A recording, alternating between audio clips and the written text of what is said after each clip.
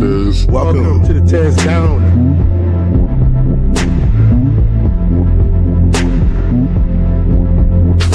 Welcome. I am the Tez.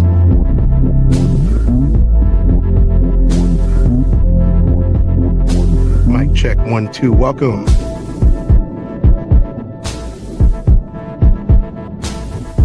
Welcome to the TezDown. Party time.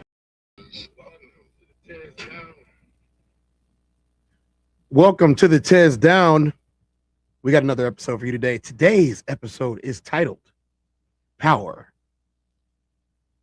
Who's really in control? We're going to discuss a wide array of topics when it comes to power and who's in control of that power and how you get that power. We got some clips that we're going to play from Classic and Sharon. We also have some history for you guys today. And I'm going to make sure that we dive into this. And to be honest, we may not get the final verdict, the final resolution. We may not even get a true answer.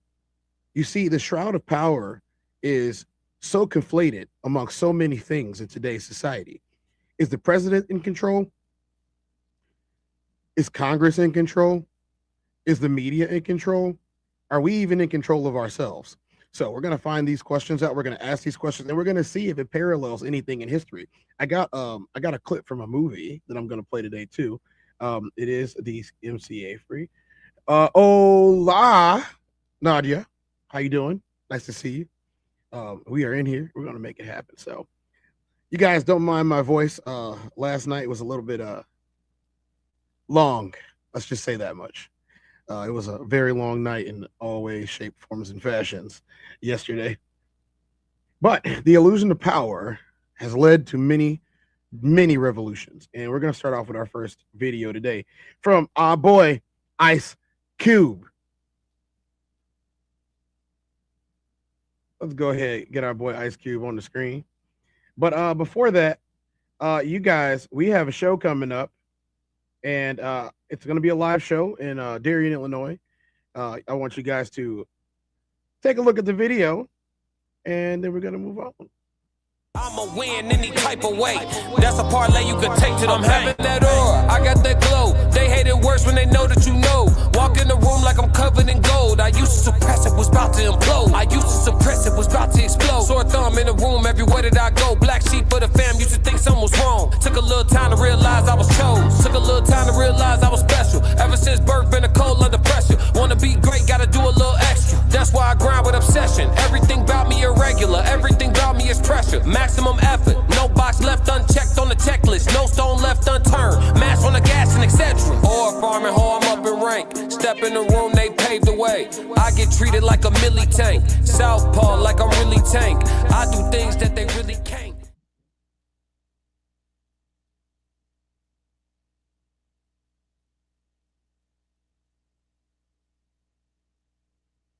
Same people who own the labels own the prisons. So literally the same people? Literally the same people who own the labels own private prisons. The records that come out are really geared to push people towards that prison industry. But they didn't make you write those lyrics. It's not about making somebody write the lyrics. It's about being there as guardrails to make sure certain songs make it through and certain songs don't. You know, some records are made by committee. Meaning record company guys sit around and tell the artists, this is hot, say that, do this. We're gonna have this guy write the lyrics. We're gonna have that. So the narrative is really kind of, you know, structured and really made into what the record company want the record to be. 19 states have seceded. So you guys, you heard it there first from Ice Cube. The first thing that they want to do when it comes to this topic of today, which is, where'd it go?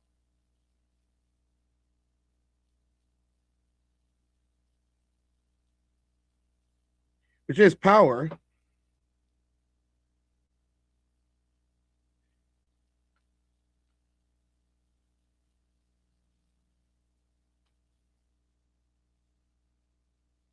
Who really runs this? Ice Cube just stated it. Ice Cube said that the record labels are owned by the same people who run the prisons. And if the record labels are ran by the same people who run the prisons, that means that they want those lyrics, that music to get out to you so that it can influence your way of thinking and your way of living.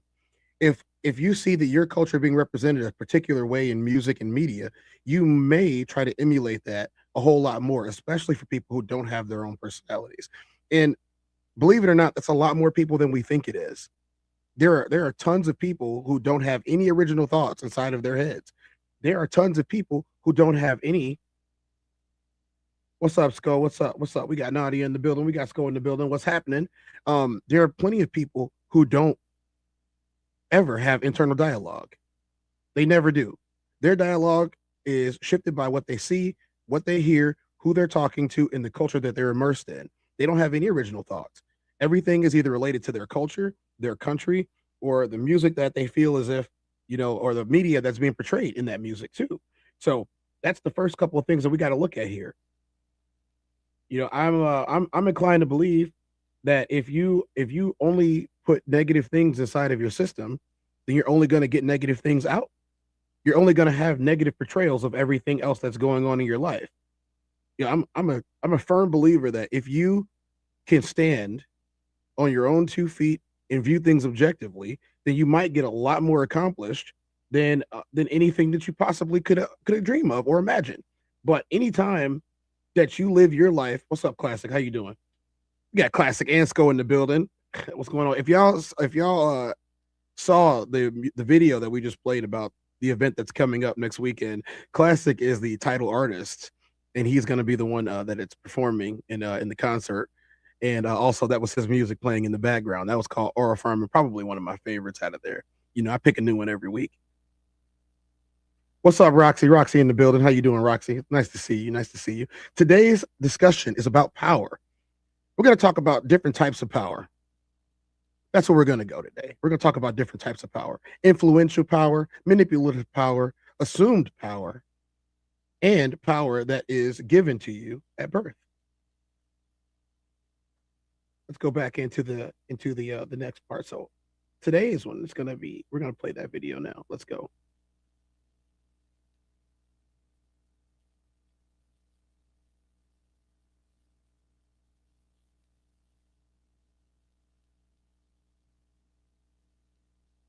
Turn it down just a little bit so I can talk to y'all while it's going on.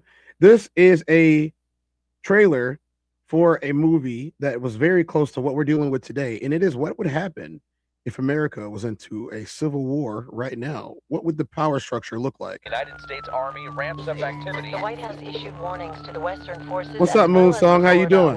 The future president assures the uprising will be dealt with swiftly. Let me know if you want to try anything on. I guess aware there's like a pretty huge civil war going on all across America. We just try to stay out. With what we see on the news, seems like it's for the best.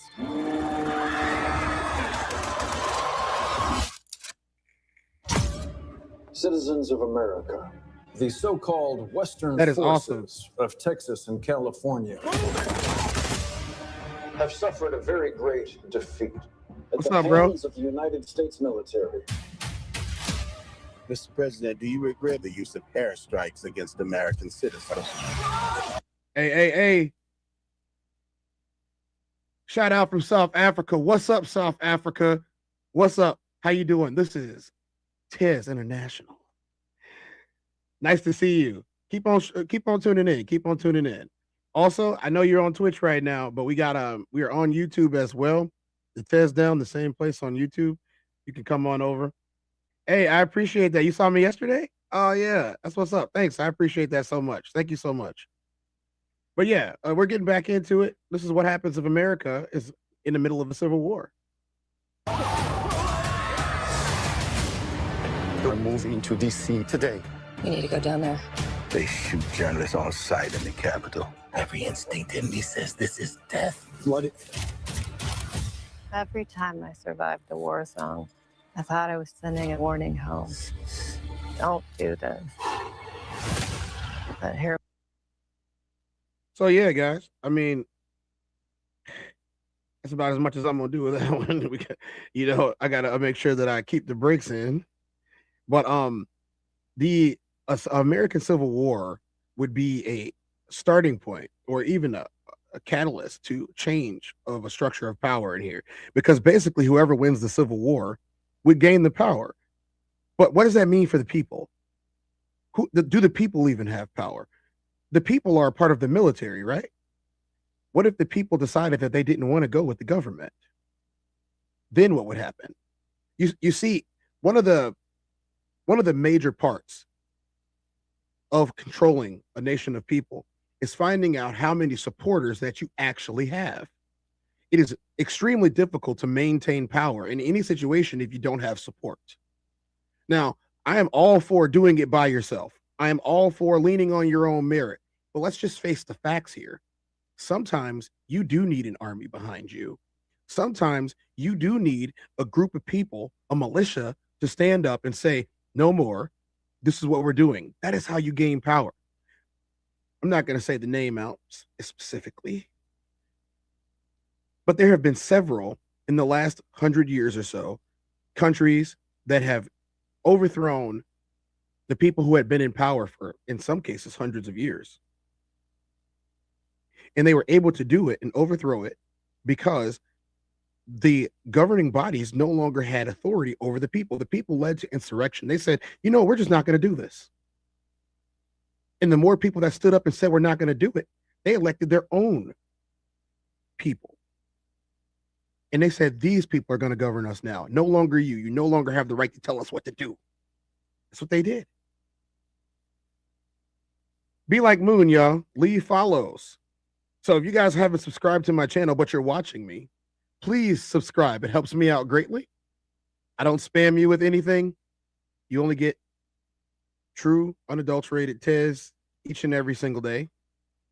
And I'm here to help and provide content as well as insight into some of these things that we think about every single day. I mean, I'm driving around at work sometimes and a thought pops into my head, and I'm like, okay, well, I'm going to talk about this today.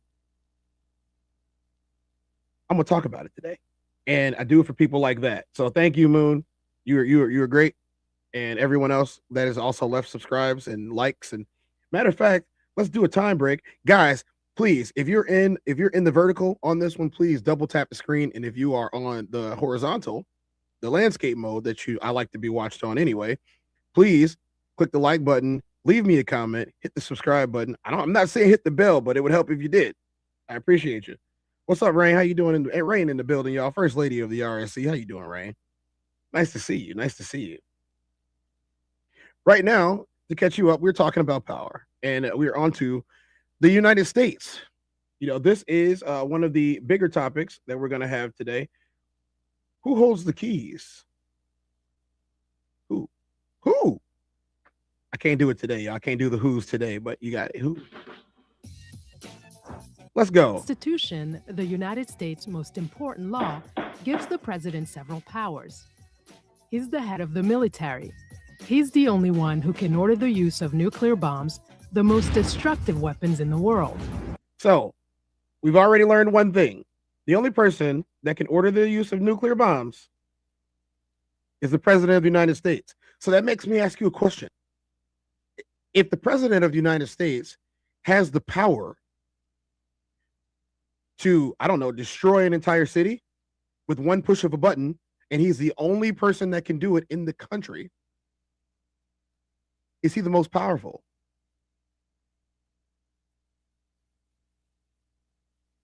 He has the power to choose people for the most important government jobs and can make agreements with other countries. The president can also help companies create jobs and make more money by paying fewer taxes. But he cannot force them to do what he wants. The president, however... Okay. Can he? I need y'all to let me know. If the president has the power to destroy cities and affect taxes, put people in important positions of power, in jobs, but he can't make the people do what they want. Does he really have the power? What do y'all think? Yeah, yeah. Go ahead, chat. Do your thing. Let me know. Does the president really have the power? Doesn't lead the nation on his own. His power is divided between three branches of government. Legislative, which is Congress, makes laws. Judicial is the Supreme Court that evaluates laws, and executive is the president, which carries out laws. Each branch can limit the powers of the other so that no one branch becomes too powerful. This system is called checks and balances. So that we talk about power unchecked all the time. So if the president has checks and balances that he has to go through. So let's say that, me and two homies get together and we create a corporation and we have equal standing in the corporation, supposedly equal standing in the corporation. One homie could check the other homie and I could check him too, but he could check the other one. So who's really in control?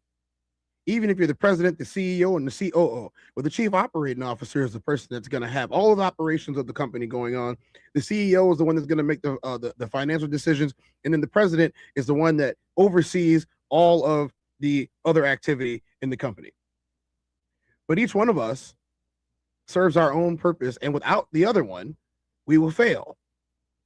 But at the same time, there have been governments and companies that are ran by one person, and they didn't. Some did, some didn't. We're trying to figure out what the separations of powers are here, people. Keep this in mind. We will be talking about power itself for the rest of the episode today. We're gonna hear from Classic and Sharon. We're gonna talk about the Romanovs a little bit and how they lost power, and we're gonna keep this thing moving. But right now, we're talking about the American government. The president can't really rule the country as he wishes. For example, when he makes an agreement with another they say the president cannot rule the country as he wishes. Keep that in mind. Country, it has to be approved by Congress. On the other hand, the president has the power to stop Congress from making a law. That's his veto power. What presidential power do you find most important? Why? Do you think the president should have more or fewer powers? That's a good question.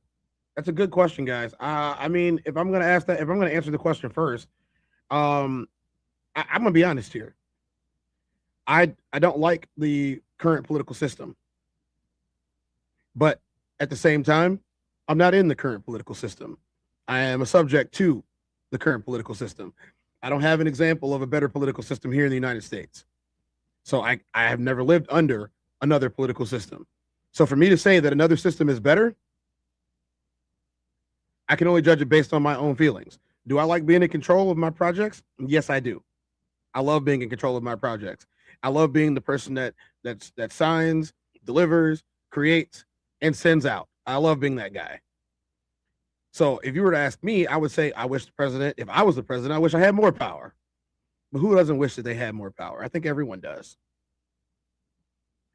Roxy said, it seems like less power. It seems less like power and more like authority. What do you guys think? Do you think there's a difference between a power and authority? Is there a difference between power and authority? I think there might be. So let's hear from a brother real quick. So we're talking about the power and authority, and they say that the people who own the prisons, that's what Ice Cube said at the very beginning of the show, the people that own the prisons are the ones that push out the media, the ones that push out the music, the ones that help write the lyrics. So if they're pushing this out to the people, that's a way to control them, right? Is control power? Some people might say that it is. I might be inclined to believe that having control is having power. Whether it be manipulative, cognitive, cerebral, or in most cases, physical. Physical power. I want you to keep physical power in mind today as we talk about this, about what someone can do to you, what you can do to somebody else, and what you can do to stop people from doing things. Some people might say that might be the most important power, but it's up for discussion.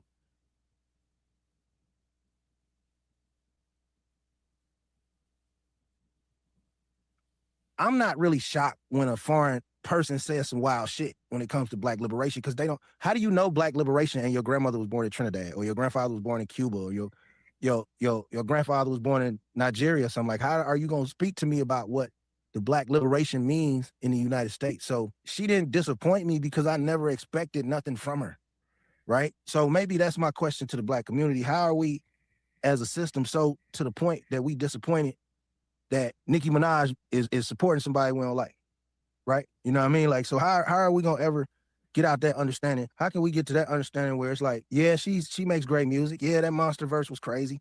Yeah, she can rap her ass off. You know what I'm saying? But at the end of the day, I'm not so emotionally caught up on who this woman's vote for or not vote for. Yo, shout out to Chicago creators. That is, if you guys can see that down there, that is Concrete Genius Pod. Shout out to Chicago creators. Shout out. Every Chicago creator, shout out. Whether you create something I watch or not, every Chicago creator, every Chicago informer, every Chicago activist, shout out to my Chicago. That's what's up. Like, I just don't give a fuck, bro. And like, if y'all wasn't mad about that lady calling Cardi B kids roaches, or whatever she said about her kids, just like y'all wasn't mad about Cardi B calling black women roaches and saying she drug niggas, but because she pro Kamala Harris, y'all embrace her as a black woman. At the end of the day, we black Americans sitting up here putting all our stock and all our emotional ties into two women that's propped up in the hip hop culture that don't have black American grandparents. I don't give a fuck about who Cardi B or who Nicki Minaj votes for. Their stake in the United States is not as high as mine. Facts. And that's what black Americans gonna have to understand before we be so emotional about these fucking rappers and entertainers. Facts. Bro. Like, we put too much moral stock and high ground into somebody because they can rap or jump or tackle somebody or hit a baseball. Like, no, what is your standing on what it means for you to be a black American? Don't just pimp hip hop like other races pimp hip hop, right? Because at the end of the day, that's all he's for. You can't tell me you love hip hop, you pimping it, you use it, right? So Nicki Minaj used hip hop to put herself in an elevated status. She played the roundaway girl role, put herself in an elevated status, right? She's displayed her passion, her talent throughout her career, but she's also displayed some mental inconsistencies, right? She said some vulgar things. Shit, if I ain't mistaken, I think a couple of her family members got some crazy cases. So all I'm saying is, if that, whatever it may be, if that didn't disparage you from listening to her music, don't start now, right? We too control emotionally, right? Like, I didn't respect Cardi B more because she endorsed Kamala Harris, right?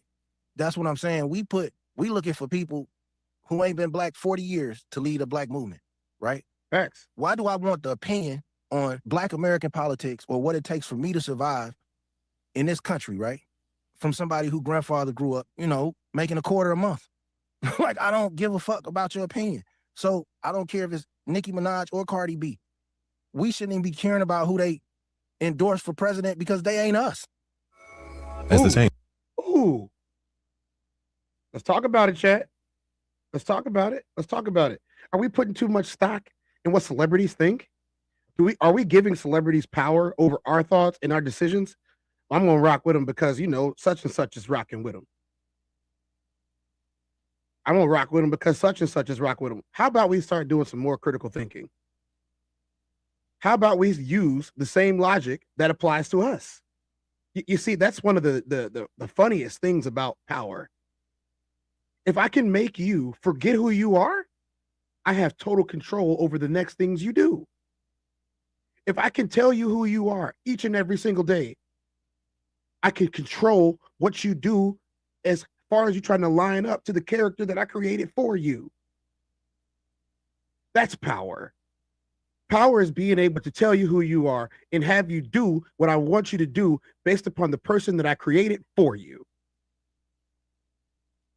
I'm tired of hearing people say that I'm self-made. How are you self-made if you look just like him, dress just like him, walk and talk and style yourself just like him? You're not self-made. He made you in his image. In essence, he is your deity. He is your God. He is your power, your ruler. You do everything he tells you to do. There's nothing critical or independent thinking about it. That, ladies and gentlemen, is a form of cognitive power. That's manipulative power. That's the power to do something and make somebody do something with just your voice or just your presence. Y'all got kids? Anybody in here got kids? Y'all been around kids? Y'all know when an adult walks into the room that like the kids, they stop doing whatever they was doing. They sit there. Or in my case, I talk about my grandfather a lot and my dad a lot. When dad came home, everybody stopped what they was doing. They ran to the front door and they hugged dad. Same thing with grandpa. And then what did grandpa do? What did dad do? They put their bag or their suitcase down. They took their boots or their shoes off at the door. They walked in the house, took their jacket off, and sat right in their chair. And then everybody gathered around and everybody sat on the couch or sat at the table and waited for the next thing to come out of dad or grandpa's mouth. Now, I know everybody's family might not be like this, but that's how my family was. To be honest, that's how my family still is. You know, grandpa, you know, rest in power. I said that for a reason. Grandpa, rest in power. Dad's still doing dad's thing. You know, dad still got all the admiration that he gained over his lifetime. And everybody still flocks to him. Everybody want to see what dad about to say. Everybody want to be concerned about what dad has to say about how the day was. Some people might say that dad has power over the family. Some people might call him a patriarch.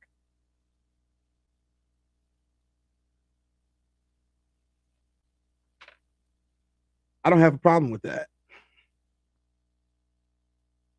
Because if dad's a patriarch, then I'm next in line for the throne. And if I'm next in line for the throne, then I have to do everything in my power to influence, to keep dad in power until dad can't hold power anymore. That's how generations are influenced. That's how years down the line, you'll have people, should calamity not find us, we'll have people for the next few generations. The Branch family just carries themselves. They're regal people.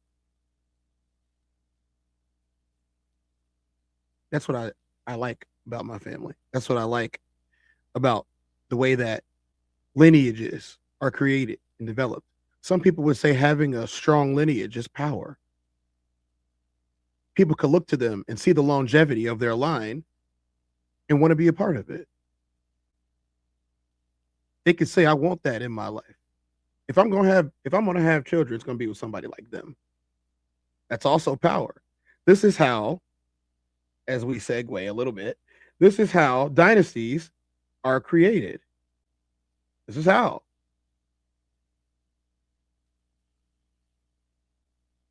Let's go ahead and show you guys.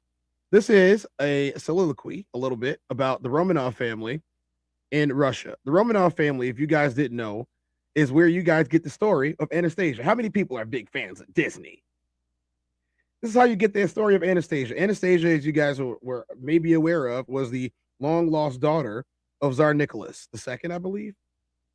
And he was the last Russian king / Tsar before the Bolsheviks took over, the Bolshevik Revolution that happened. And this is how we got there. And I want you guys to pay close attention. This is an historical example, not even 150 years old, not even close to it, of power and how it's lost through the loss of influence and bad decisions when you're in control. Control is one of those things that's funny. You can make a really bad decision and lose all power. Goes. With great power comes great responsibility. Unfortunately, great power doesn't always land in great hands, sometimes landing in the hands least fit to wield it. Let's take a look at how the dynasty that ruled Russia for over 300 years would succumb to its end.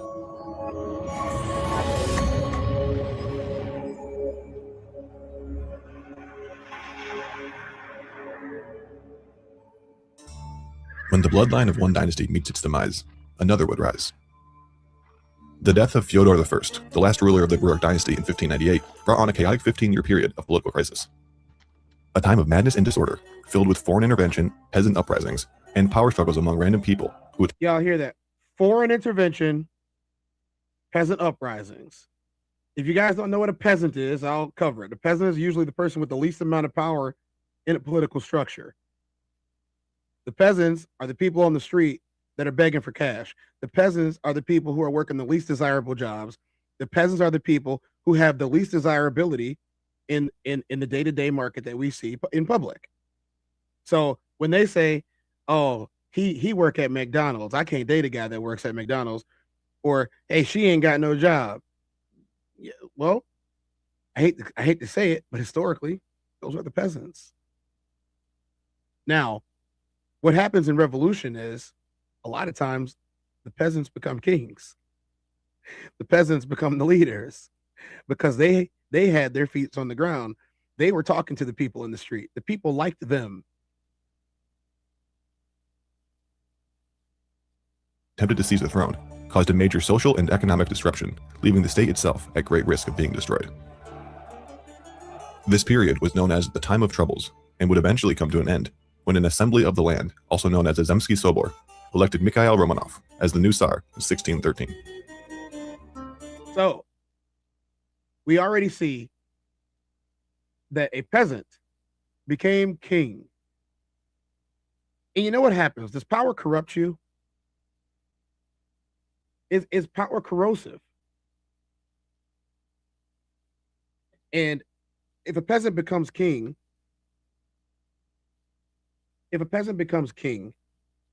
does he then take it to the best interest of his constituency and his people?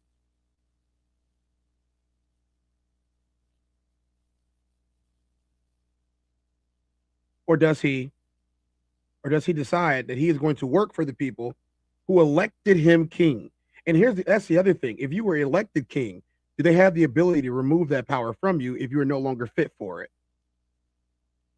Between 1645 and 1682, the Romanov dynasty generally followed the custom of passing the throne to the oldest son or closest male relative, if no sons were born. Going from Mikhail to his son Alexis, then the son Fyodor III within that time. After Fyodor III's death, the way in which the throne was passed from heir to heir would be less conventional. His brother Ivan and his half-brother Peter found themselves head-to-head at becoming the new Tsar, eliciting the involvement of the Zemsky Sobor, who came to a decision that Peter would rule. This didn't go over well with Ivan's family, who revolted against the decision, backed by the support of the Streltsy, a military unit, which ultimately led to a new decision that both Ivan and Peter would assume they used the military to change succession. The throne together. The two brothers reigned for more than a decade, but by 1696, Peter became the sole ruler and created a new law of succession which allowed the Tsar to choose his own successor. Unfortunately for Peter, he was unable to take advantage of this decree, and the throne was left to his wife Catherine I, and later reverted to Peter's grandson, Peter II, after Catherine's death. By 1730, Ivan's second surviving daughter, Anna, would become empress after Peter II's death. As the throne trickled down the family line, it continued bouncing from person to person, seemingly at random, even after an established definite order of succession for members of the Romanov family was put into place by Paul I on April 5, 1797, who'd begun ruling a year earlier. Once again, the succession of the throne was thrown out of order after the death of Paul I, who was murdered by conspirators, supporting his son, Alexander I. And when Alexander I met his demise, his brother Constantine, who was the rightful heir, declined the throne, favoring Nicholas I, who ruled from 1825 to 1855. Both Alexander II and Alexander III ruled thereafter, just before the throne was finally passed down to Alexander III's son, Nicholas II, in 1894. The final ruler of the Romanov dynasty would have his time cut short. Tsar Nicholas II. Leading up to his abdication, Nicholas II's poor track record as a leader resulted in his unpopularity with the people of Russia. His poor track record as a leader resulted in unpopularity with the people of Russia. His bad decision-making and poor leadership led to a war fought and lost with Japan in 1904 in an attempt to expand the country. In 1905, after the loss of Japan, the people held a protest in St. Petersburg, demanding reform. More than 100 people died, and hundreds more were wounded when police fired shots into the peaceful protesters. The event became known as Bloody Sunday and instigated the revolution of 1905. That's some terrible parallels to what's going on right now. The police are firing shots into crowds of protesters. Where have we seen that at? Yeah, Minneapolis. Which forced the Tsar to create the Duma, a representative assembly that he had the authority to close when he was unhappy with it, creating greater distrust by the Russian people. So here's the thing: if you create a Congress, for example, and then you just say that's what it was. The Duma was a Congress. If you create a Congress and then you decide that because you don't like them anymore, you're going to close it. The people are probably going to get pissed. You have no more ability to control them. So your power is now in name only. Finally, during World War I, as the man in charge of the military, Nicholas led his people into conflict that put an enormous strain on the nation's resources and the loss of millions of lives. Soldiers lacked the necessary munitions to fight and began deserting the military. Those back home faced severe food shortages, and women also took up work outside the home as men were off at war, but their wages were minuscule compared to the men's wages. All of this earned him the nickname Nicholas the Bloody. His position with the people of Russia was displeasing, to say the least. He was also known to be chronically indecisive, with a joke circulating the country that the most powerful people in Russia were the Tsar and whoever had spoken to him last. Despite public opinion, Nicholas was a family man and well loved by his wife and children. By all reports, the Romanovs were happy and devoted to one another. Nicholas II was married to Alexandra, Tsarina of Russia, who had a more powerful and imposing personality than her husband. Being German by birth and the granddaughter of Britain's Queen Victoria, Alexandra had some struggles of her own when it came to her status with the people of Russia. She was generally viewed as an outsider, causing the Tsarina to become highly sensitive, controlling, and paranoid. She reportedly had a high-strung temperament and needed constant attention and solicitude. The couple had 5 children, 4 daughters, Olga, Tatiana, Maria, and Anastasia, who were known as the Grand Duchesses of Russia, and 1 son, Alexei, who was the youngest of the family and also who would have inherited the throne. Alexei was born in 1904 with hemophilia, a bleeding disorder which causes blood to not clot properly. During a time where most upper-class parents were generally not very close to their children, Alexei's condition was the foundation of the Romanovs' close familial bond. His ailment also created a bond between his mother Alexandra and the mystic and self-proclaimed holy man from Serbia, whom she was highly influenced by, Grigory Rasputin. Rasputin managed to gain the trust and loyalty of the Romanovs through his ability to comfort Alexandra with— Now, while we're talking about power, I want you guys to pay very close attention to this man right here. This man, Rasputin, who had influence in the streets with the people and in the government, was able to gain control without ever having to sit on the throne. We're going to find out how. Their anxieties reassure Nicholas as a leader, and most of all, his healing powers when it came to Alexei's hemophilia. He reportedly significantly lessened Alexei's pain as he underwent a severe bleeding episode in 1908. To the Romanovs, Alexei's delicate condition and Rasputin's ability to aid him made Rasputin company worth keeping. Eventually, Rasputin secured his place of influence in the palace after he allegedly warned Alexandra and Nicholas that Alexei's health would be linked to the strength of the Romanov dynasty. This closeness with Rasputin further isolated Alexandra from the Russian people. March 1917, an announcement made to the people of Russia of an upcoming rationing would stir up the beginning of the end of the Romanovs. On March 8th, International Women's Day, just days after the rationing news, women went on strike demanding food and the end of the Tsar's rule. By the end of the day, 100,000 protesters who filled the streets of St. Petersburg, which had become Petrograd after the outbreak of World War I, became no match for the Duma, who desperately attempted to regain order. The protest took place while Nicholas was in Mogilev with the military. When Nicholas was away, Alexandra took over in his absence and was often influenced by her confidant Rasputin, a closeness frowned upon by the public as Rasputin's power over the family. Man, that's a powerful image right there. That is a powerful image. While he was away with the military, his wife took over control. And she allowed Rasputin to basically lead the country in Tsar Nicholas II's absence. And because Nicholas II already was disliked by the people, and so was she, people were going to listen to Rasputin a little bit more, a little bit closer. They were going to see that he was a strong, confident, powerful man. And he had the ear of the monarchy. Sounds like a recipe for disaster, doesn't it, guys? Family led to suspicions that he had his own political agenda. He got them as his kids, y'all. The Duma begged Nicholas to choose someone to form a government that the public would trust. But instead, he sent in the troops. His underestimation of the situation resulted in a giant blunder. As the protesters were mainly made up of women and the troops greatly sympathized with their cause, they abandoned their post and joined in with the protests. Could you imagine that? Could you imagine sending an army of people anywhere? And, okay, yeah, we're gonna get rid of this right now. Let's send the army. Yeah, all we got to do is send the army. He sends the army, and the army joined the protest. I'm gonna tell you what it really was. The army saw all of them women out there and said, "They're my wives and girlfriends. We're gonna side with them."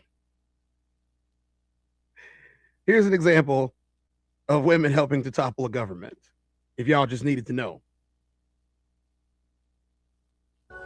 Nicholas was forced to return home, and as he began his journey back, Alexandra and their 5 children were advised by the chairman of the Duma to flee Alexandra Palace just outside of Petrograd, as their safety was threatened by the turmoil within the city.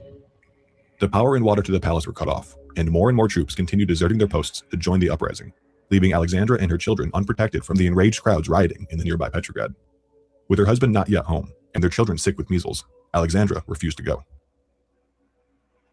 March 15th, 1917 marks the day the Romanov dynasty officially came to an end after over 300 years of ruling. Nicholas II was met in Pskov by two representatives of the Duma, who presented him with an announcement that the Duma was assuming power to restore order within the nation, leaving Nicholas no choice but to abdicate. He named his brother Mikhail as his successor instead of his intended successor, his son Alexei. Mikhail refused the throne the following day after Soviets demanded the end of the Romanov rule. A plan was devised to seek asylum in Britain under King George V, who was Nicholas's first cousin. King George agreed as long as the bill was footed by the Russian government. Despite the provisional government's attempt to get the family to Britain, the Soviets were not for it, demanding that Nicholas be arrested and punished. King George would also rescind the offer after advisors warned of potential disapproval from the British public, which could then impact his own position as monarch. Apart from Britain, there's evidence that there were attempts to use various other connections throughout parts of Europe for asylum, but they did not pan out. On March 21st, the day before her husband would finally return to his family, Alexandra was informed that she and Nicholas were under arrest within the palace. The children and others within the household stayed with them during the arrest. The concern for their safety grew over time, and the head of the provisional government moved the family in August to Tobolsk, Serbia, where they stayed in the former governor's house. They were allowed to bring with them many of their comforts and nearly 40 companions and servants. After another revolution known as the October Revolution, a man named Vladimir Lenin, the newly selected Soviet government's leader, planned to... This guy is still worshipped in Russia today. They have his body on display, and it has been ever since his death. Put Nicholas on trial. In April 1918, an official made his way to Tobolsk to bring Nicholas to Moscow for the trial. Bolsheviks in Yekaterinburg demanded the Tsar be brought to them after hearing of the plans to take him to Moscow. The official was instructed by the Kremlin to do as the Bolsheviks demanded, and he took the family to Yekaterinburg in the Ural Mountains and handed them over to the Bolsheviks. Upon their arrival, Nicholas, Alexandra, and one of their daughters were placed in the Impatiev house, which was referred to as the House of Special Purpose. That don't sound good. A wooden wall was erected around the outside of the home, preventing anyone from seeing the outside world from within the house. The other children were left back in Tobolsk, unsure of how they would endure the trip. They would follow later in May. On July 17th, 1918, after learning that the White Army, a military force loyal to the Tsar, was moving in an attempt to rescue the royal family, the Bolsheviks quickly took action. The recently dethroned Tsar Nicholas II, ex-Tsarina Alexandra, their 5 children, 4 servants, and Eugene Botkin, the family doctor, were awoken from their sleep by their Bolshevik captors. They were told they had to leave in a hurry and were gathered in the cellar of the fortified mansion where they were being imprisoned. While they were waiting, they were provided with 2 chairs, one for Alexandra, who was sick, and one for the dethroned heir, Alexei. Before long, a group of heavily armed men, assembled by Yakov Yurovsky, a commandant of the House of Special Purpose, came into the room along with Yurovsky himself. Yurovsky started by reading out a death sentence announcement to the family before ordering his men to carry out the execution. Each man was intended to fire at a specific family member, but many of them did not actually want to shoot at the girls, so instead they mostly aimed at the ex-Tsar and Tsarina, killing both Nicholas and Alexandra. The firing squad was wild in their aim, as the room filled with smoke and screams. Many of the killers actually ended up wounded by one another in their attempt to hit their targets. The plan was ill-devised, and when implemented, went wrong in just about every way logistically, making the act even more brutal and atrocious. In part, it is said that the team that was assembled were a group of drunken thugs, which could have added to their incompetence. Yep. After the first round of fire, most of the family was still alive, but wounded, petrified, and weeping. The Romanovs had unknowingly fashioned what were nearly bulletproof vests for themselves. When they learned their escape from Russia might be inevitable, they hid many of their most valuable jewels by sewing them into their undergarments. The hard stones caused some of the bullets to ricochet off. To finish the job, the men began stabbing the family with bayonets or trying to shoot them in the head. The attack lasted at least 20 minutes. When they were carrying the bodies out to the woods, they realized 2 of the girls were still alive, still coughing and choking. They had to be stabbed again. Yurovsky's intent was to murder the family all at once, burn the bodies, and bury them in the woods nearby without anyone knowing what had transpired. Once the family was finally murdered, the drunken Bolsheviks mocked the royals, stole their treasures, and argued about where they would move the bodies and who would do it. Ultimately, the team failed at this as well. They piled the bodies into a truck that quickly broke down, so they dragged the bodies... So, I mean, that is the downfall of the Romanov family. And you guys can guess the rest of what happened there. It's pretty gruesome. In what we just witnessed was peasants taking power of the government, becoming royal, forgetting that they were peasants, losing touch with the community, ultimately taxing the community, then losing power, not even just with their own military, but with the people that they were supposed to be serving.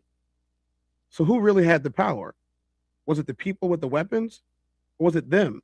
Was it the peasants who seemingly had no power? Or was it them who were formerly peasants? That's a question that I'm going to leave for you. In the next segment, we're going to listen to 2 videos about power, and we're going to see an excerpt from a clip that was reviewed of ours yesterday, and we're going to talk about it. Yes, Classic is on it. Okay.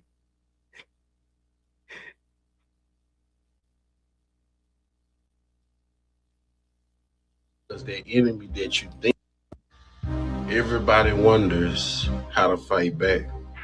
Everybody wonders how to win the war on life against the enemy. Well, first you have to recognize that your biggest enemy is you.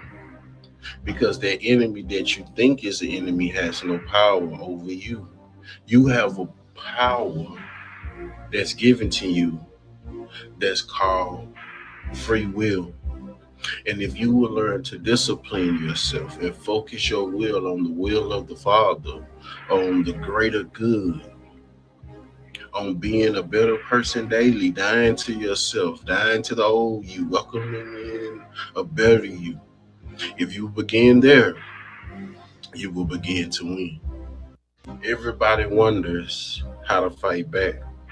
Everybody wonders how to win the war on life against the enemy. Well, first you have to recognize that your biggest enemy is you. Because that enemy that you think is the enemy has no power over you.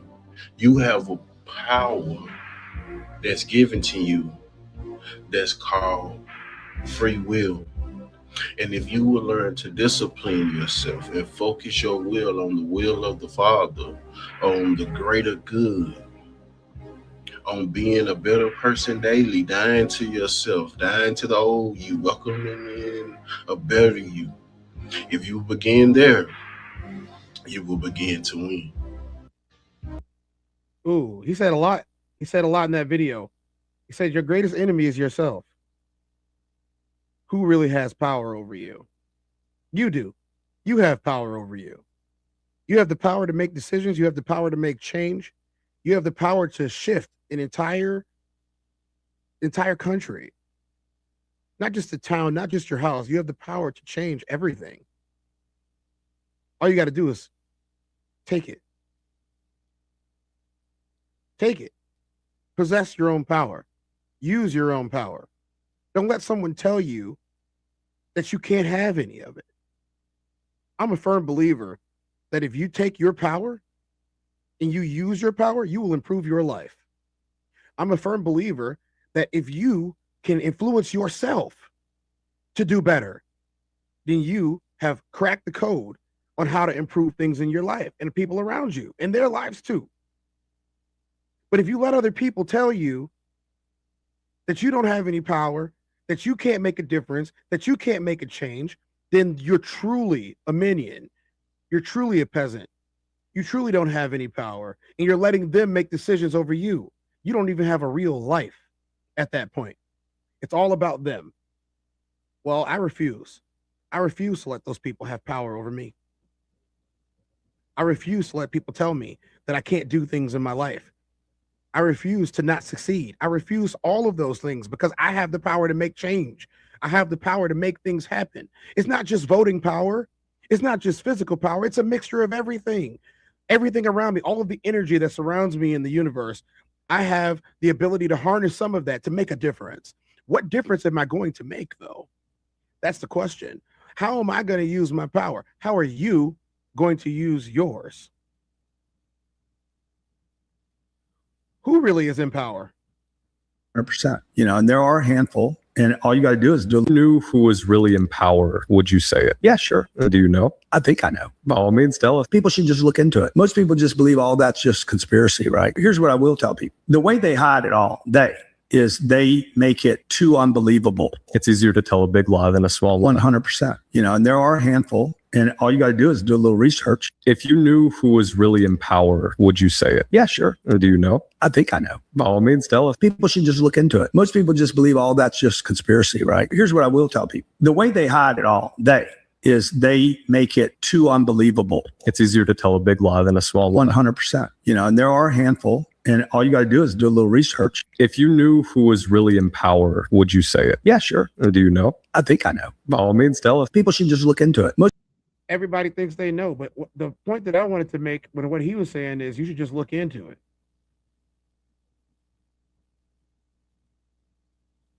So we got this next section. This is probably the last time y'all gonna hear me even mention anything about this, but this was a part of a conversation that was had into review of a video. So if you guys see this video is still on my channel. It's also on Classics channel. I believe it's on RSC too. If you guys see this video anywhere or what they're talking about, you'll understand why this topic was brought up. There's a lot of things, especially with me. I like to paint stories with my words. I'm not a rapper. I don't consider myself a poet. I'm closer to a visual author. I like to paint pictures with my words. I love to see the landscape of the society around me as I'm speaking. I like the eloquence of all the things around me, how vivid they become when you use the right words. It's like saying, for example, if you took a girl out on a date, and we're talking to the guys, the women, you guys can reverse it. It's not, it's specific, but if you went out on a date, or you went to a date with somebody, and then you asked them, you had the best time of your life, and then you asked them, so was it as good for you as it was for me? And then she looks at you and she says, it was all right. You're going to be like, dang, I had the time of my life, but they said it was just all right. How can I ever top that? How can I ever make this person happy? They just took away all the power out of your words, out of your good mood. They took all the energy, all the electricity that's flowing through your veins out of it. Words have meaning, all of them. When you ask to slow it up, to shorten it, to end it, you don't know will anyone ever ask Vincent van Gogh not to paint Starry Night because to them it looks blurry? Would anyone ever ask that?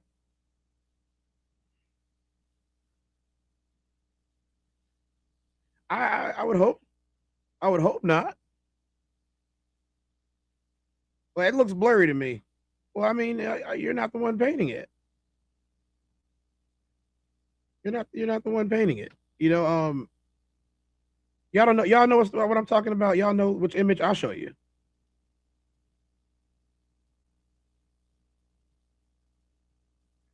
Let me go ahead and get my Starry Night out the way.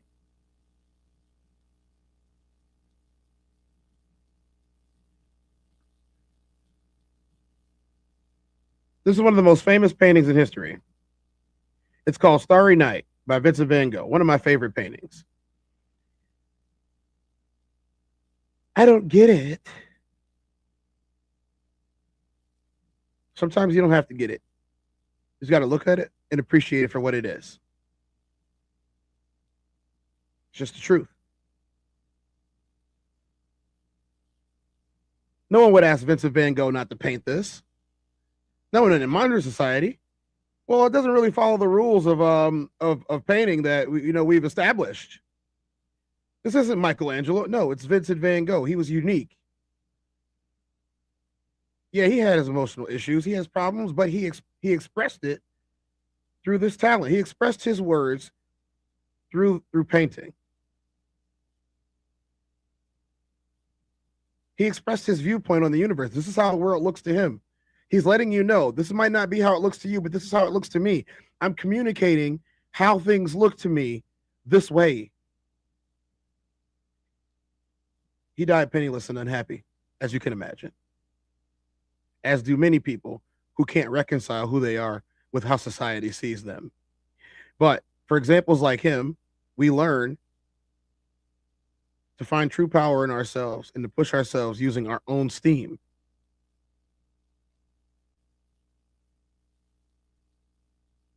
I'm big on that. But the streets is talking. Let's hit the streets.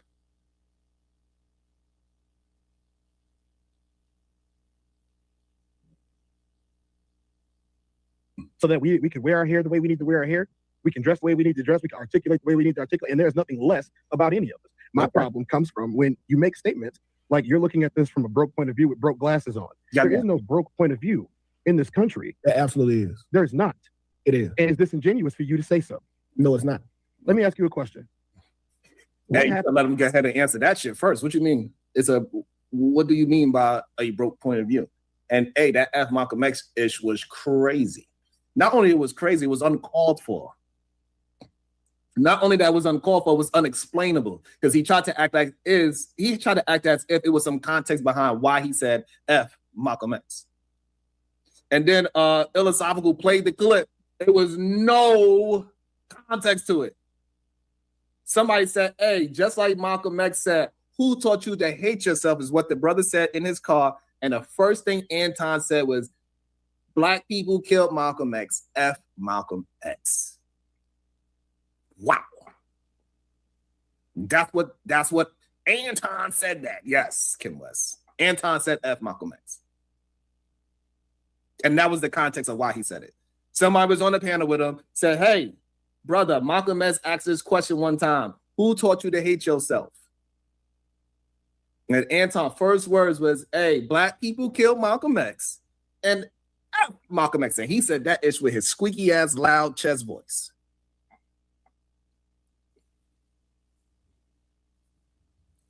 That is wild. What's up, Fig? Well, let's see where it goes. If the grid goes off tomorrow, does money matter? Nope. Okay, so therefore, money isn't real. But you and I will be here. Classic will be here. The bankers will be here. The executives will be here. They have gathered provisions in order to take care of a situation like that, aka a doomsday prepper, right? Yeah. Okay, but the money itself, they print that every day. And that's a fact. But they print it every day. They come up with new forms of money. You got Bitcoin. You got all of the different meme coins they came out with. All of that is true. They print it every single day. There's new forms of it every single day. I take it, being someone of your stature, that you have traveled abroad. Absolutely. They have money too, do they not? Yes, they do. It doesn't look like ours though. No. They might not call it the same name as us. So money is extremely man-made. Okay. But every single day, you need to eat, you need to sleep, you need to go to the bathroom, you need to wash your behind just like everybody else, groom yourself, and pay your bills, right? Hey, but Tez, you don't understand. They other daddy, they granddaddy, Kevin Samuels, had to teach them how to wash their ass. He told them, hey, you gotta put a little finger. This is what the man said. Kevin Samuels said this. He said, you gotta make sure you get the dingleberries out. Don't be lost, SD. Don't try to act like you lost now.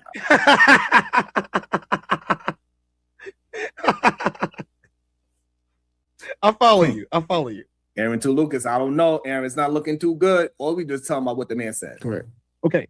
So again, I would like to take the money situation out of the equation. There is no broke lens or a rich lens. There's just reality. Me too. And the reality of the situation is, if you are flaunting around money as a way to show your virtue, then you are disingenuous in your goal. Okay. So a response. So there's absolutely a broke lens and a rich lens to see through. In order to change your view, you need to change your view first. I have the privilege of seeing life from both. Not saying that I'm rich now, but I promise you, you don't stay in the same city as you stayed in if you are a millionaire. And I'm not saying that you're going to switch locations. The money itself will change your view. You get open to new opportunities. Listen, I was staying in Hawaii, and I was in the military. And then I got out, and then I started getting a lot of money. When you get a lot of money, the city... We can move past y'all and seen it 50 times. Absolutely open up the opportunities. It's two different worlds from people who got money and people who don't got money. It is not. Okay. All right, what's the difference? Let's go back again and see what he said. It's all about who you are as an individual, because people that are absolutely broke or started from broke, the world is open to them as well if they work hard enough. It's two different. I understand what he's saying. It's two different worlds. And I truly believe that. I truly believe that if you go into something and you put your effort into it and you put your power into it, you will get a good result, especially if you came into it with a clear heart, a clear mind, and a clear conscience. We all make mistakes. It's how you recover from those mistakes. It's how you use your power to recover from the mistakes you made. There is not a perfect human being walking this planet. And some people believe that there never was. The examples that we have in front of us are non-perfect people every single day. It doesn't matter if it's your pastor or your president. It doesn't matter if it's your congressman or your alderman. It doesn't matter if it's your teacher or your preacher. It doesn't matter. People aren't perfect. People just push ideals to try to help you get a little bit better. Now, it depends on the angle. It's the angle. What are you pushing this ideal for? Who are you pushing this ideal for? And what is the end goal? Because I'm a firm believer that people are destroyed for their lack of knowledge.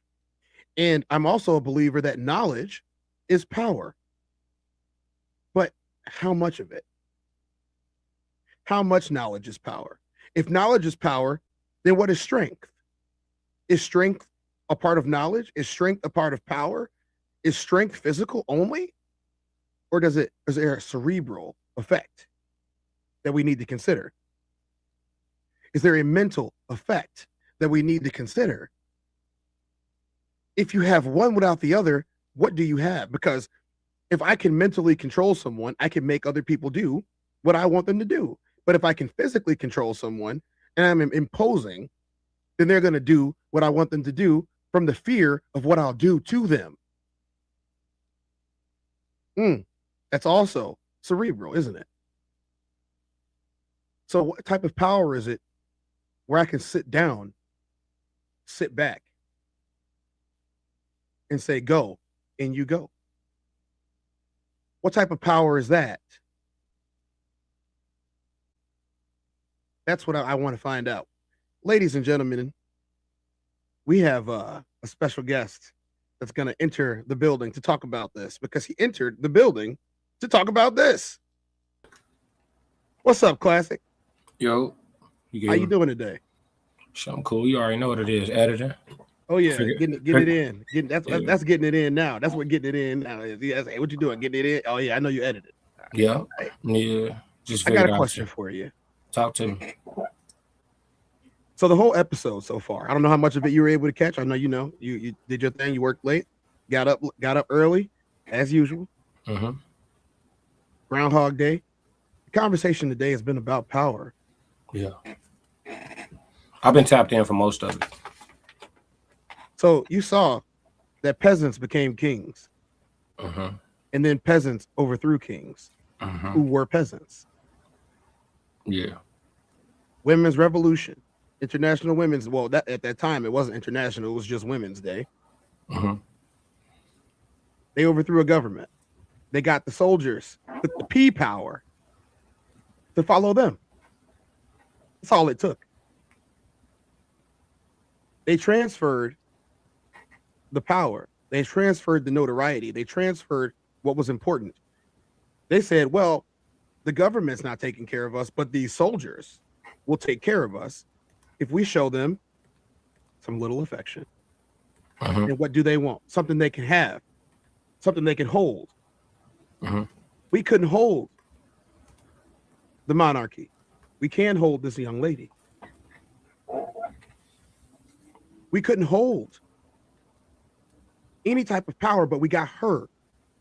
And when we got her, they lose the power over us. Funny how that works, isn't it? I believe we've said it on multiple occasions that many wars have been fought and lost over women. Yeah. Yeah. True.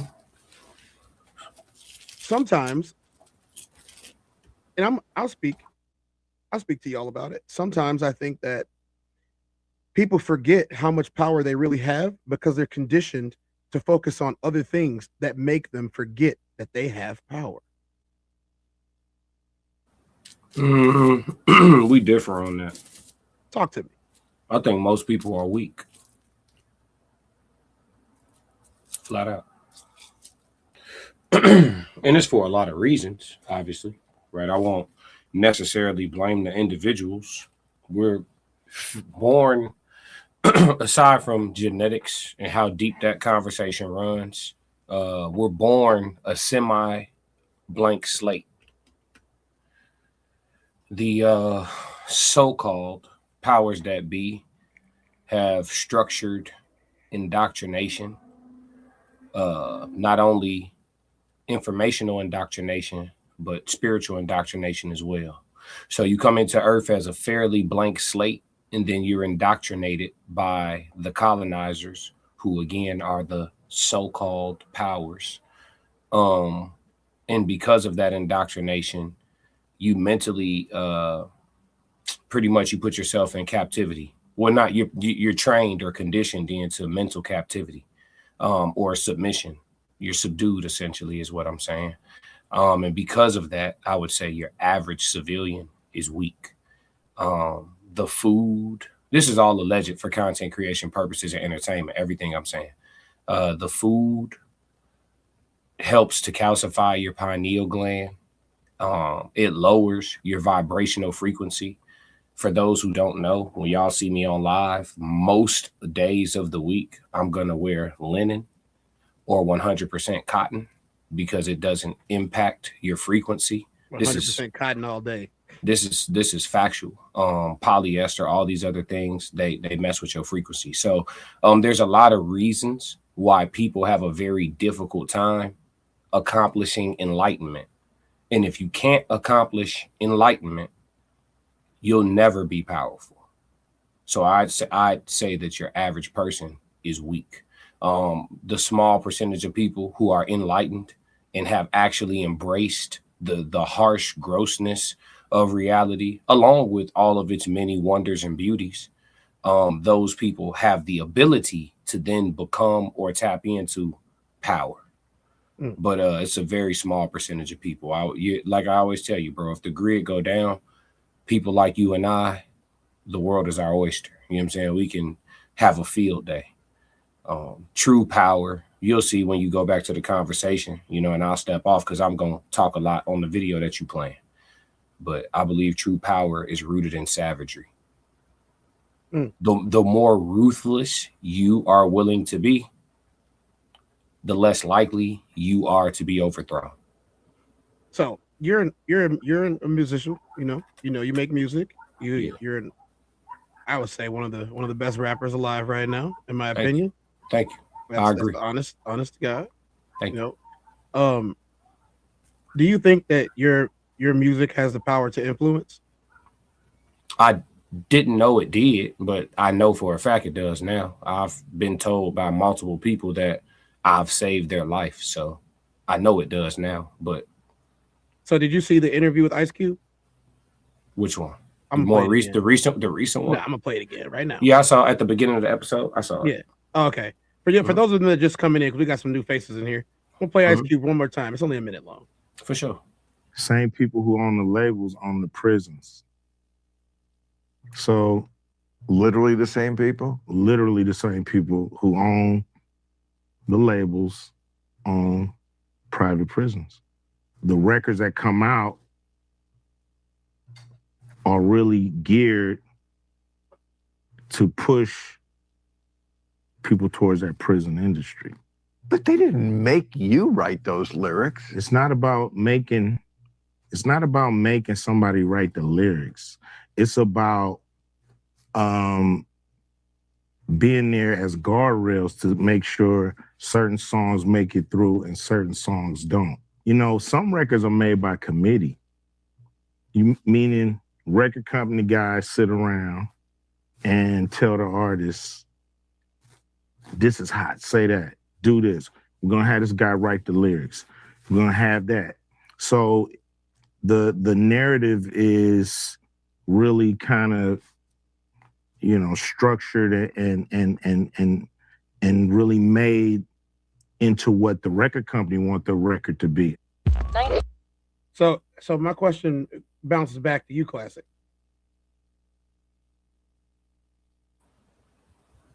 Who has the power in the situation? Is it the voice, or is it the person telling the voice what to say? The voice. My opinion on power is the power is always in the doer. It's never in the person who got to pick up the phone. If you got to call a third party, you're weak.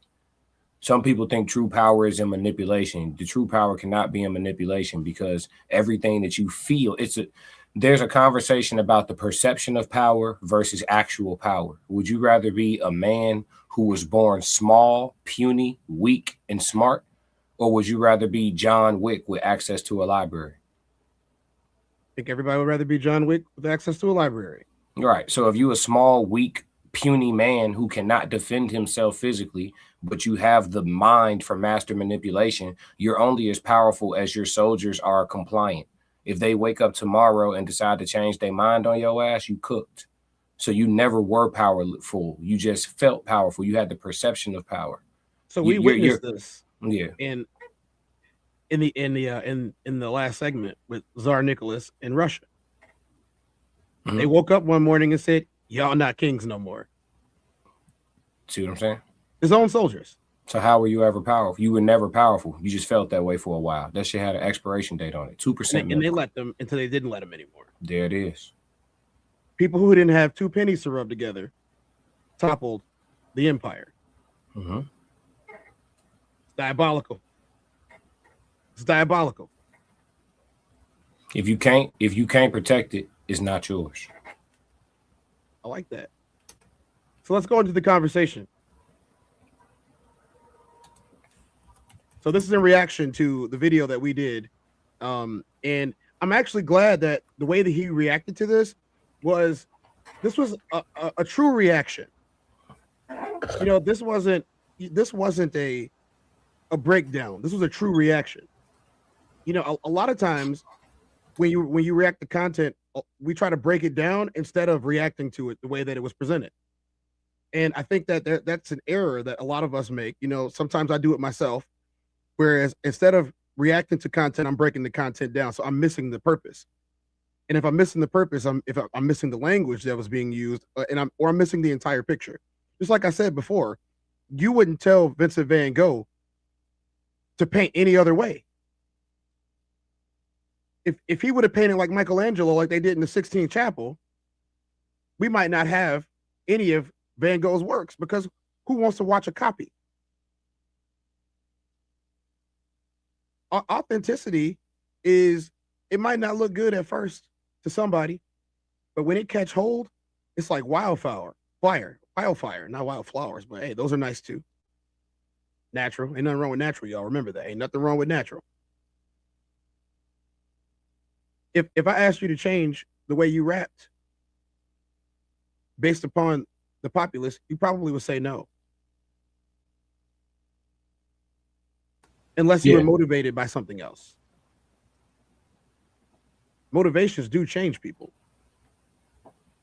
That part I don't think I ever got to get into. I don't think you got to get into it too much either. I don't think anybody has really gotten to get into it yet. But the motivations do change people. There are actions and there are motivations. Some people drive because they like driving. Some people drive because they like to go to work. If I like driving and I drive an hour a day and I'm not going nowhere, I'm driving around the neighborhoods for an hour, I drove an hour. But if you have to drive to work, you might not like driving as much. If I drive to clear my mind and you drive to work, we're driving for 2 different purposes. Yes, we're doing the same thing, what most people would think, but we're doing it for 2 different purposes. And I think the purpose, that's where the power is. If you say I only get in my car to go to necessary places, so I don't need a fancy car, but I say I like the way the aesthetics of this is, I like the way it feels, like I need seat to worry about warming my cheeks up and lumbar and all this, I might have something a little bit more fancier than somebody that only drives to work. But to the outside public looking in, they might say, well, he makes more money because he drives a Maserati. You might say, he drives a Maserati, but he works at Burger King. I'm a CEO of a Fortune 500 company, and I drive a Prius. I only drive to work. He drives for attention. Motivations are just about motivations are a lot of it. The appearance of power versus having it. From people who got money and people who don't got money. It is not. Okay. Bro, this face that he made. All right, what's the difference of the worlds? I just think the level of access for right. That face that he made was stuck. Damn. Like, damn. You back. Oh, I thought I was just telling you. I was like, he can't hear me. All right. Good. Now you back. You've been to a country club before, right? No. Okay. So if you go to a country club, it's typically a price to get into most country clubs that the middle class or the least of society cannot afford, right? And when you start understanding being able, first of all, money give you access to people that you normally would not have access to. The comment that you made earlier is like, what about these celebrities? Celebrities are a small niche of people who give up their soul. So their soul was worth more than any money. Allegedly. But for the average person, the most average person won't even have access to investors, different types of people at country clubs. Do you agree with that? I gotta give just a little bit of pushback on that. If you're not one of those people, who told you this and why did you believe it? That's manipulation. You never seen that with your own two eyes. That's alleged. Yeah. That's manipulation. You've never been there to know. So I'm about. Go ahead.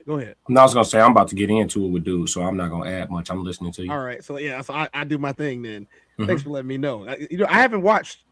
I know. Because I know. I wanted to react. So yeah, you cannot. I'm gonna go big on this one. You cannot tell people about a place that you've never been, how it smells, how it sounds, how it feels. If you've never smelled it, you've never heard it, and you don't know how it feels. You cannot do that. That is an error in judgment. And the crazy thing is, people will listen and believe you. Oh, yeah, he got some insight. I ain't never been there either, so I'm gonna listen to his. Do not believe the hype, people. Go places and do things. I have gone places with $0 in my account and left richer than I got there. And it's not just about money. It's not just about money. I was enriched.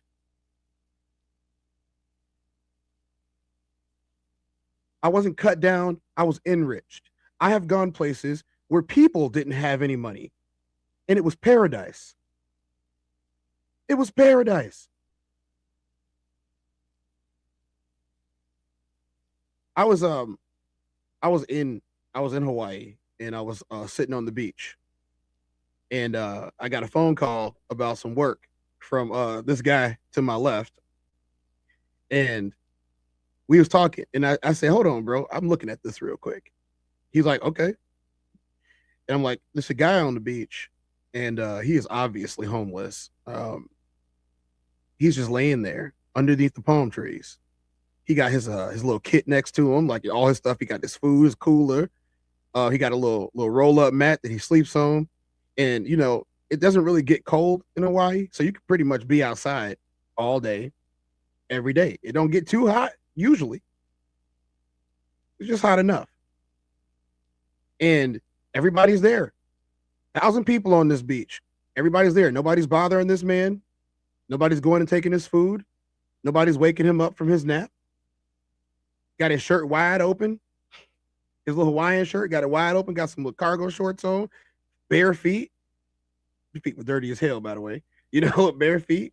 And when he woke up, because I was still in the beach, he woke up, acted like nothing was wrong with it. Started greeting people, everybody greeting him. That man was in paradise. That man was at peace. Not $1 to his name, most likely. not paying nobody to live on what was natural. He lived on the beach. So I asked one of the food workers, because they have along the back end of the roads at the beaches, there's like all these shops set up for people to walk straight off the beach and straight into a shop and spend some money, whether it be new shoes, new clothes, a tank top, new shorts because you're wet, whatever, socks, all of that, right? So I asked one of the guys in the ABC store that was across the street, and the guy was like, "Oh yeah, that dude, he's cool as hell."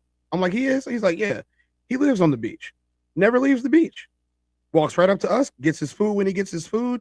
You know, he had a little guitar with him. He'll sing some songs. People donate him some money. He gets his food. He goes back to the beach and goes back to sleep, living in utter peace. Nobody was bothering him, and he'd probably be like that for the rest of his life, to be honest. Don't know where he came from. Don't know what his story was. He was a Caucasian man, so I'm not saying that he wasn't native to the island, but let's call a spade a spade. He probably wasn't native to the islands. You know, living his best life out there. Hey, it is what it is. But here's the thing about this. If you've never been there, you've never seen it, you never tasted, you never smelled the salt coming off the water, and how you gonna describe that to somebody? And then say you know that this is what it is. If you never performed on stage, can I tell you what to expect and tell you if I've never performed on stage? Yeah, you're gonna feel like this. But I guarantee you that you can recall every feeling that went through your veins while you were on stage performing in front of the crowd, chanting classic. I seen it. So I know you can recall it. So that's my caveat for him. He's already started off in the wrong foot with me. And that's just because he's describing something that he'd never been and don't know anything about except for what other people told him, which means this is second, third, or fourth hand knowledge about people, which all that leads to is speculation. You gonna have to hear him out. I think he's gonna say he has experienced some of that stuff, if I recall correctly. I'm gonna hear it. But me and dude don't agree on much this day. No.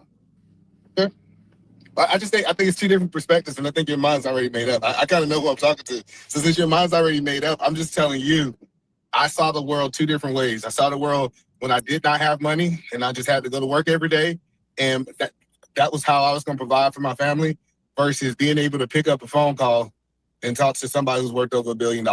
Okay, yeah, It's not the same. I wish I could kind of like cape and tell you that, hey, it's the same and the world is the same. Like let me give you an example. So I just spoke to somebody on Monday, and he got all that kind of money, right? These billions of dollars. I speak to men all the time that have hundreds, $500 million to just, if you need it, they can give it. It's not even, it doesn't even hurt them. Even if you couldn't give it back at a proper time that you said you can, right? It doesn't even really hurt them. They're going to be, of course, conscious of it, but it doesn't hurt them. They ain't going to be needing food or anything like that, right?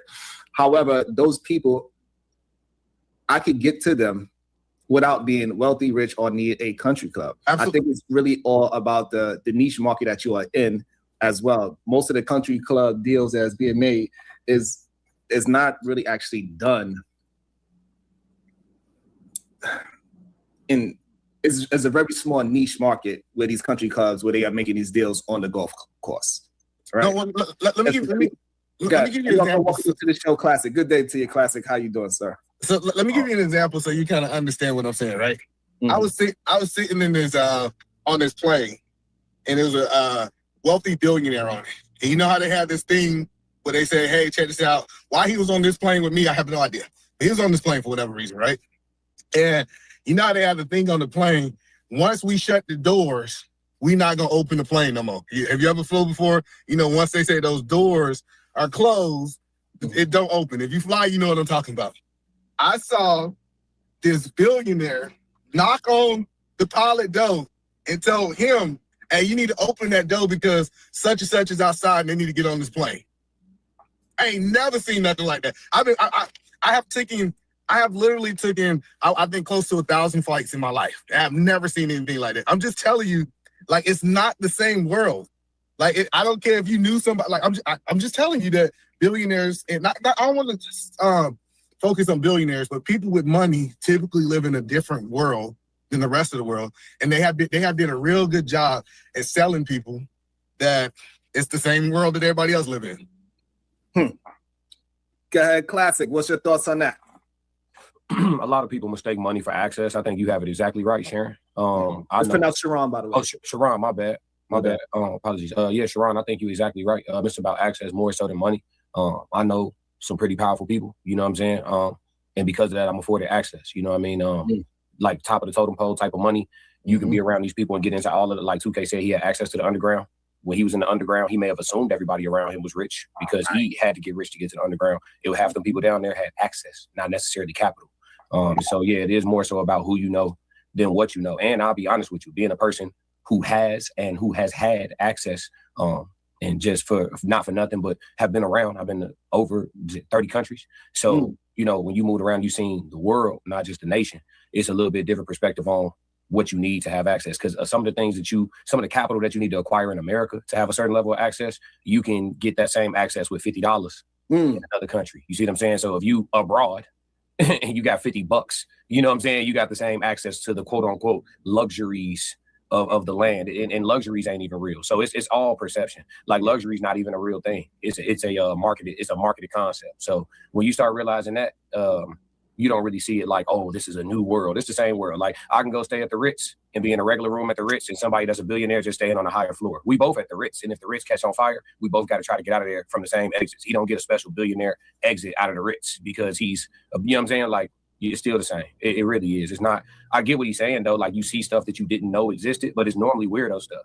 It's not normally anything that you as an integral person would want to be a part of. You start learning about all the weird stuff that exists. It is. So yeah, the underground ain't nothing. Yeah, the underground. Diddy parties. It's like you know, like the Hennessy bottle at the club is actually different than the one at the liquor store.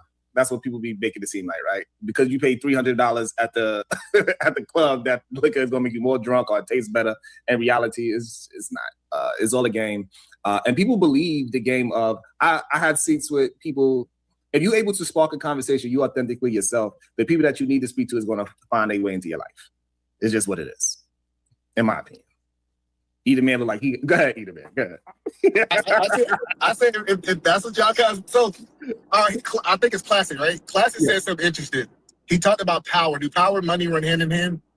Not necessarily. You can have power by a couple different means. So yes, money is a way to access power, but so is influence. You could be broke with influence. Think about some of the most powerful, influential people that's ever existed. Were they all rich? Yes. No. Wow. No. No, they weren't. So hold on. He wasn't that influential. What? That's a fact. Okay. No, hold on, that's a fact. No. So like the reason that the president of Russia is one of the richest men in the world is because of his power. Wow. Right? No, false. Hold on. Listen. I get because if you have the power, it doesn't make sense for you to leave the money. If you have, just think about what I'm saying. If I have all the power, why would I leave the money? No, but that's you. So the problem is people putting their own objective of what they would do if they had the power into the whole situation of power and money. It's plenty of powerful people that don't have the money. Look at our politicians. Every last one of them is wealthy now. Once they got the power. People that do have power, they try to use their power to go and get money. And then people with money, they try to use their money to go and get power because they are not connected like that. Both parties are trying to use that situation to gain the other thing. Let me also, because they don't have no patience, let me welcome into the show, EMU. Yes. So guys, it starts to get to be a panel at that point. We're not doing no panels right now. If you guys want to go check out the rest of that. I ain't gonna lie, Tez. That's where all the meat is. Oh man. I'm not telling you how to run your reaction, but that's I'll let it where run all for 5 minutes. I gotta get up out of here soon. I got you. Yeah, let's let it run for a little bit longer. I might react to it, so you good. Yeah. Actually, you probably should. Let me move it up a little bit. Power. What is like power to y'all is being a shot caller. The shot caller is not the powerful. The person that they call to handle the shot. Go back a little bit. Go back a little bit. Yeah, just yeah. So like yeah. So we make you powerful. So come on now. All right. So now and this is when y'all argument starts to fall apart because y'all want to give certain people who you deem as powerful power, but she clearly clearly gained power by getting voted in, and then she used that power to find different knowledge to gain money. Okay, so let me ask you a question. So right now, if you took, don't ask me no question, that's what I'm saying. Okay, let me address what you're saying. Don't try to go ahead. Ask your question. I'm interested because I'm gonna kill it like I did yesterday. Ooh, what's your question? I gave you a statement. I could give you another example of it as well. AOC, she has power now, and now she accumulating money from the power that she accumulated from people.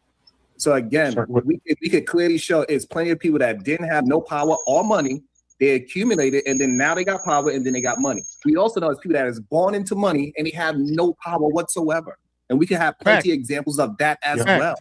It can go both ways. Let me give you an example, though. Let me give you a quick example. I'm here in Dallas, Texas. We had a major freeze here 3 years ago, and we just had a major freeze again here now. All right? Northern states don't have these problems because southern states don't usually have freezes, right? So when the freeze happened, they couldn't keep the power on. They had to do rotating power. Guess who never lost power? There's a place here called North Dallas. There's a place here called Frisco. There's a place here called all these different places where the wealthy live. And those places, they never lost power. Me, I make a pretty good amount of money. Got a nice house for my family. We never lost no power. But guess who lost the power? South Dallas, where all the poor people didn't have power for 3 days, 4 days, freezing to death. They found the homeless people frozen to death inside the house. Elderly people dead inside the house because they froze to death. When you have money and you have power, and when you have money and power, you have both of them, you think they're going to take the power from Jerry Jones' house and send it to a poor person's house 30 miles down the road? Absolutely not. The people who had money, who were making a decent amount of money, had power the entire storm. All the poor people who had no money, no power, no. Whoa. If you smart and you know that you're smart and you care so much about the electricity, you could have done something to do that yourself. You don't need the electric company. That's when you buy. They have all this technology, but people still stupid. You could buy a cell for your house to power your house for a week. You could buy a generator. Generators have been around for decades. You went to the club and wasted your money or threw it on some strippers that was bouncing that thing when you could have spent that same money to fortify yourself so you could live like Jerry Jones. That's not power. That's provision. Learn the difference. Provision and power are not the same thing. All these little local politicians and board members and all this shit had no power. None. They was freezing, trying to find ways to stay warm. Go ahead, Classic. You want to respond? I want to rebuttal that, and I hope this don't take y'all conversation too far left. I'm just one of them people that don't think like a traditional person. But y'all concept of power, in my personal opinion, is flawed. Respectfully, what is like power to y'all is being a shot caller. The shot caller is not the powerful. The person that they call to handle the shot is the powerful. So the shot caller is not the powerful. The person they call to handle the shot is the powerful. The only thing that gives people with money power is the fact that most people who are under their thumb are willing to remain compliant. If you are not the one who handles the firearm, I am more powerful than my boss. It's just a matter of me turning the firearm on my boss. It is. That's wrong, bro. Let me finish and I got you. I believe that we proved otherwise in the last segment. Did we not? I think we proved that. We talked about an actual historical fact of a government being toppled by the people with the guns. Not the people telling them where to go. They told the military to do one thing, the military did the other one. Who was really in power? The people with the guns. Just saying. Let you cook. I'm introducing a concept you haven't heard, so it's your nature to reject it off rip. But hear me out, because you haven't heard this concept. It's just like, I'm gonna give you an example of the movie Four Brothers. You had the dude, what was his name in Four Brothers that was running the show in Detroit, right? The movie Four Brothers with Mark Wahlberg and them. At the end of the movie, they paid his soldiers to turn the firearm on the boss. They had the power the whole time. They were just compliant. As soon as you stop being compliant, the soldier is the powerful, not the person who directs the soldiers. No, there is no such thing as a powerful politician. If the grid go down right now and the world becomes lawless, Donald Trump can't protect himself from nobody. On a man-to-man level, he can't protect himself from anybody. The people who protect them, they can protect themselves. The people who need protection are not protected. That is not true power. You understand what I'm saying? So power is the people who can force your hand. So hold on. Before you go eat a man, shout out to the Cash App. You're doing amazing, Sharon. Thank you. So because we running low on time, I'm gonna finish up here, and then I hope that you cover this later. I will be in your chat.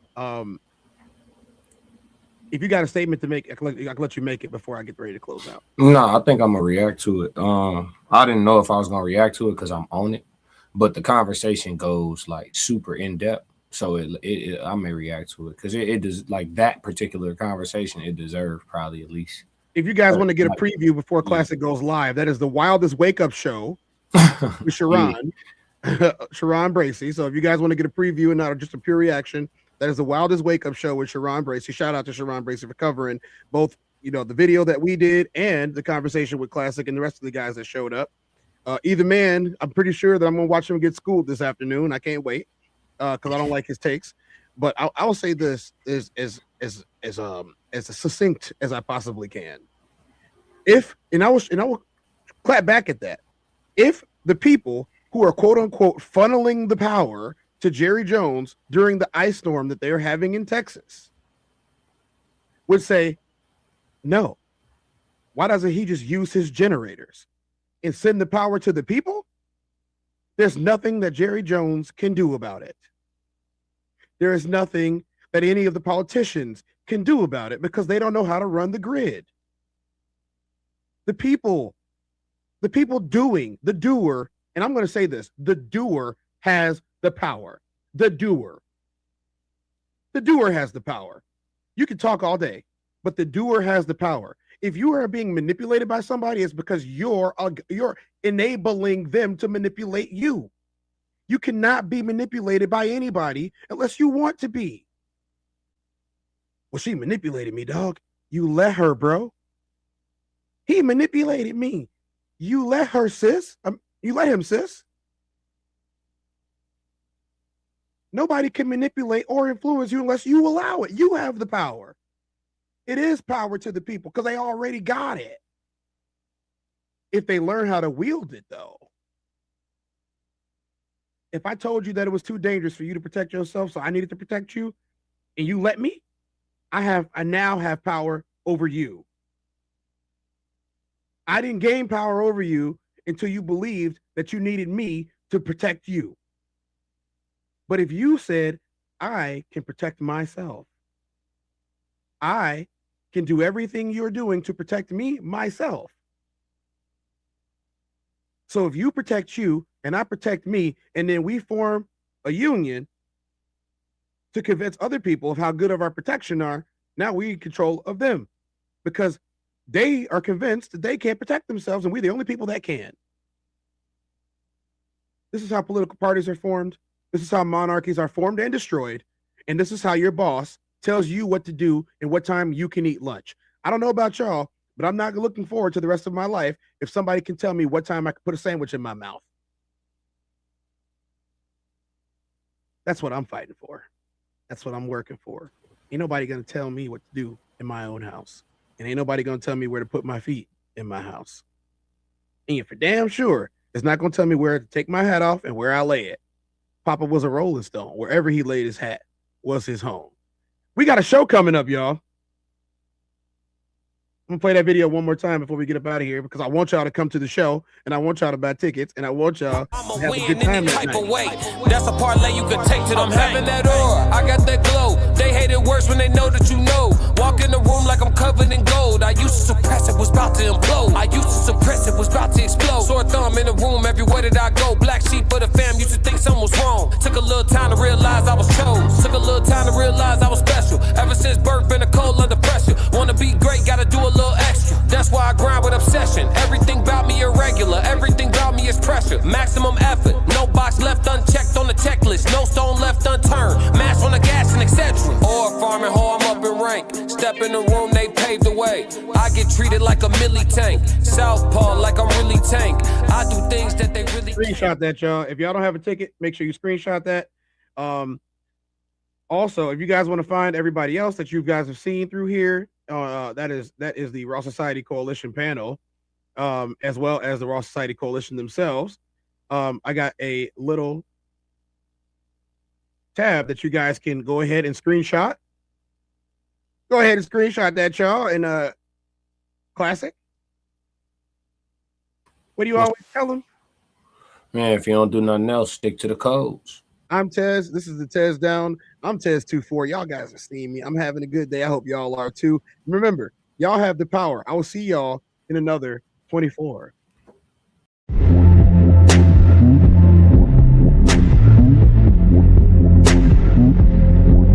I'm the Tez.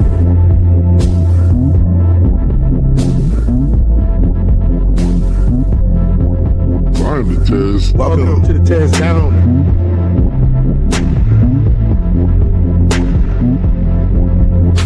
Welcome. Finally, Tez.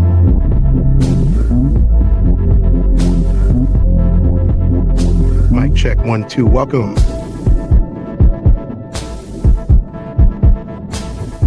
Welcome to the TezDown. Party time.